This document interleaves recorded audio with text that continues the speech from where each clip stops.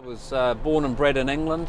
I moved to New Zealand. My mother was a Kiwi, so I ended up in New Zealand back in 1993 and never went back.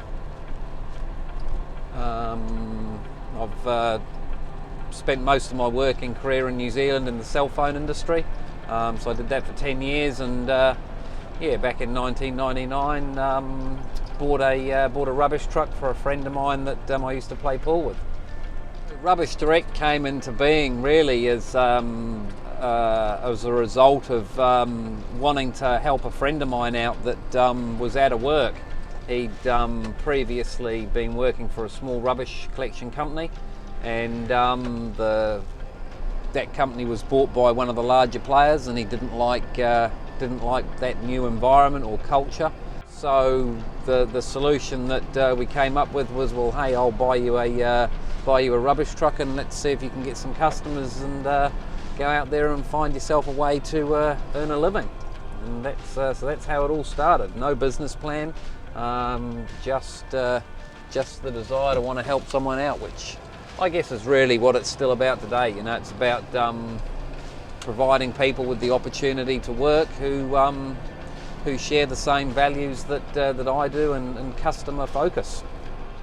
Oh, back then it was not really a great deal of anything. It was one imported Japanese rubbish truck. It was 20 wheelie bins which we put together on my backyard. Stevie, who used to hop in the truck and go out and pick up rubbish for an hour probably in the beginning, then maybe 2 hours, and so vastly different beast to what it is today. So Rubbish Direct's focus really is on providing clients or customers with a solution to their rubbish collection requirements, but also to the requirements that they have in terms of recycling. The market segments that Rubbish Direct specialises in really is apartment buildings is a big part of what we do. We're also very focused around the hospitality industry. Predominantly operate in the CBD, but we get as far north as Orewa and as far south as Papakura. We also have our own sorting operation where we sort the recycling that we collect, which is, you know, high volumes of glass, paper, aluminium, cardboard, plastic, etc., etc. The thing that I think sets Rubbish Direct apart from our competitors in the marketplace is really our philosophy around putting the customer first and tailoring everything that we do around the requirements or the needs or the desires of our customers. My view is that when the customer says jump, we should say how high. You know, we've still got many of the very same customers that we started with almost 19 years ago.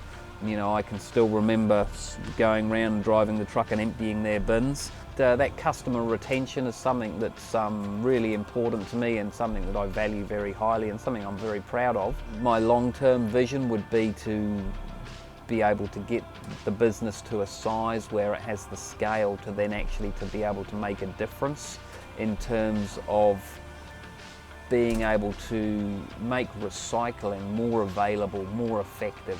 One of the things that I guess, you know, sits a little bit uneasily with me is that my view is that rubbish really is a resource in the wrong place. So I'd like us to be able to get to the scale or the size where we can be able to either invest in or develop technology that will enable us to pretty much keep stuff out of a hole in the ground and turn it into something of value, because I see that as a way to actually make a positive difference.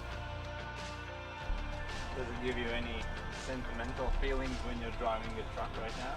Not really. Although it is nice to drive one. I used to take every new truck for a drive around the block, but I haven't done that for quite a while. So yeah, it is quite neat to actually take a truck for a drive, I suppose, because they're a bit different to what they used to be. You know, we've got automatic gearboxes now and lots more bells and whistles. So yeah, they're quite different to the truck that I used to drive.